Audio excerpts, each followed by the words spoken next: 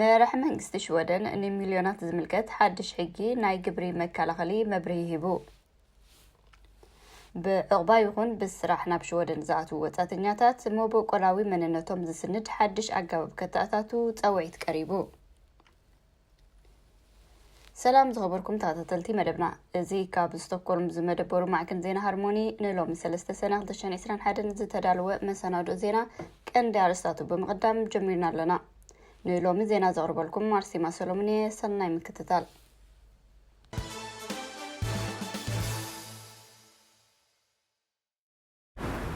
ኣብ ሽወደን ነቲ ብሚኒስትር ፋይናንስ ዝቐረበ ንሰብ ሃብቲ ሚልዮናት መኽፋል ተወሳኺ ኣታዊ ግብሪ ብዝምልከት መራሒ መንግስቲ ሽወደን ኣቶ ስቴፋን ሎቪያን ነቲ ውሳነ ብምክልኻል ዝርዝር መብርሂ ሂብሎ ንሱ ኣብ ሽወደን ዘሎ ቁጠባዊ ኩነታት ብፍላይ ከዓ ኣብ መንጎ ርኹባትን ማእከላይን ትሑት ኣታዊ ዘለዎም ኣካል ሕብረተሰብ ንዘሎ ጋግ ኣፀቢቑ ንምፅብፃብ ከምዚኦም ዝኣመሰሉ ውሳነ ኣከፋፍላ ግብሪ ንርኹባት ኣዝዩ ኣገዳሲ ኣብ ርእሲ ምዃኑ ንቐጻልነት ዝተረጋገ ውሕስ ቁጠባ ኣብ ምፍጣር ዘለዎ ተኽእሎ ዓብዪ ከም ዝኾነ ብምብራህ ንቕኑዕነት እቲ ሓሳብ ተኸላኺሉ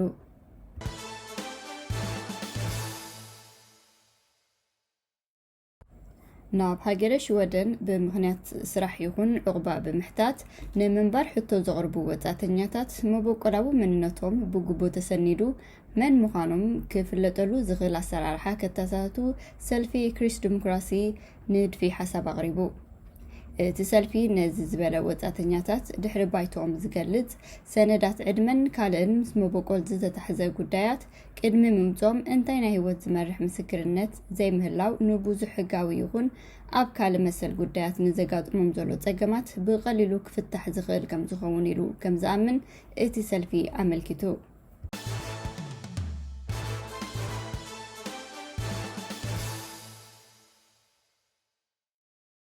ፍሉይ ልኡኽ ኣሜሪካ ሃገራት ቀርኒ ኣፍሪካ ጀፍሪ ፈልትማን ናብ ሃገራት ማእከላይ ምብራቕ ኬንያ ጉዕዞ ከም ዝጀመረ ሚኒስትሪ ጉዳያት ወፃኢ ኣሜሪካ ኣፍሊጡ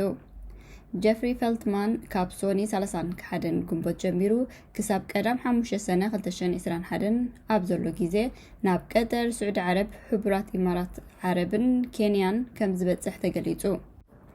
እቲ ፍሉይ ልኡኽ ናብዘን ሃገራት ኣብ ዘካየዶ ጉዕዞ ኣብ ዙርያ ግድብ ሕዳሰን ጉዳያት ፀጥታ ቀርኒ ኣፍሪካን ከም ዝዘራረብ ክገልጽ እንከሎ ቀልፂሉ ፈልትማን ምስ ሰብ መዘተን ሃገራት ከም ዝራኸብ መግለፂ እቲ ሚኒስትሪ የርድእ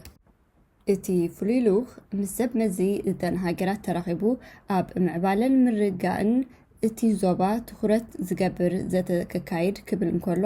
ኣብ ዙርያ ግድብ ሕዳሰ ዘለዎ ዘይምርድዳእ ንምፍታሕ ኩሎም ወገናት ዝቕበልዎ ስምምዕ ክብፃሕ ዝኽእል ዘተ ከም ዘካይድ እቲ ሚኒስትሪ ሓቢሩ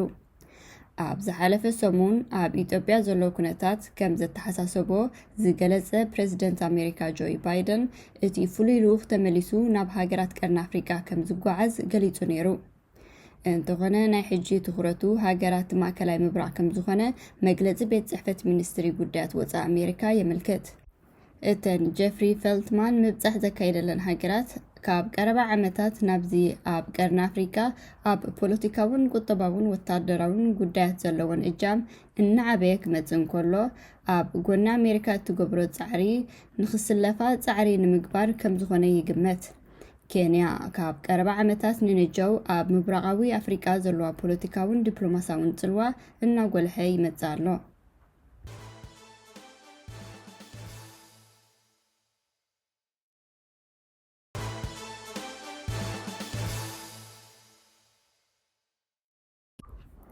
ኣብ ኮንጎ ብሰንኪ ኣብ እምባ ኒራ ኮንጎ ዝተፍእ እሳተ ጎመራ ልዕሊ ፍርቂ ሚልዮን ዜጋታት እታ ሃገር ኣብ ከቢድ ሽግር ማይ ወዲቖም ምህላዎም ዶብ ኣልቦ ሓካይም ዝተባህለ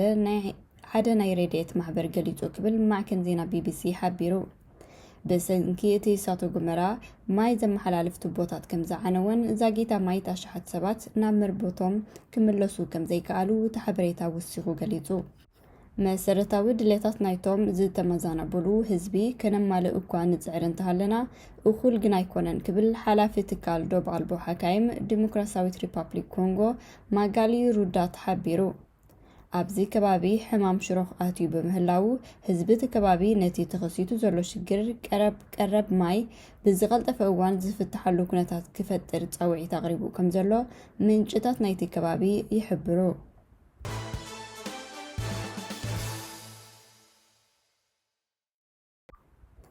ኣቦ ወንበር ኮሚሽን ኣፍሪካዊ ሕብረት ሙሳ ፋቂ መሐመድ ነቲ ኣብ ባይቶ ፓን ኣፍሪካን ዝተኸስተ ዕግርግር ኣመልኪቱ ህድኣት ክሰፍን ፃውዒት ገይሩ።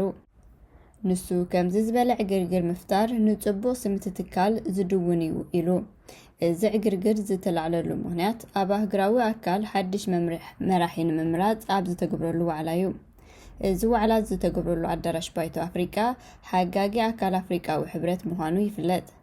እዚ ባይቶ ኣፍሪካዊ ሕብረት ናብ ሕቡራት መንግስታት ኣፍሪካ ዘሰጋግር እዩ ተባሂሉ ከም ዝሕሰብ ቢቢሲ ሓቢራ።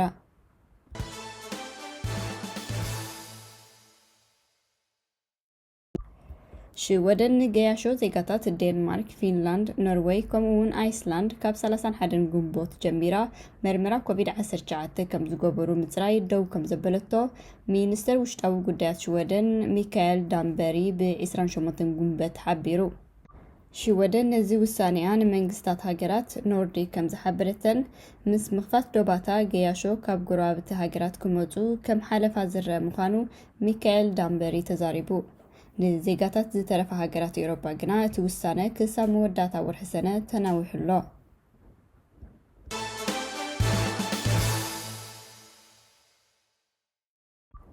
ኬንያ በረራታት ሰብኣዊ ሓገዝ ሶማል ከይተረፈ ክትእግድ ከም እትኽእል ኣጠንቂቓላ። ሚኒስትሪ ጉዳያት ወፃኢ እቲ ሃገር ንዲፕሎማሳዊ ተኽእሎታት ኣብ ዝሰነዶ ደብዳቤ ሰብኣዊ በረራታት ሶማል ኣብ ዘይግቡእ ዋዕላ ይውዕል ምህላው ጠቒሱሎ። ኬንያ ኣብ ቀረባ እዋን ንህፁፅ ጉዳያት ሕክምና ናይ ዩኤን ሰብኣዊ ጉዳያት ገዲፍካ ካብ ጎረቤት ሃገራት ሶማል ዝግበር በረራ ምእጋድ ዝዝከር እዩ።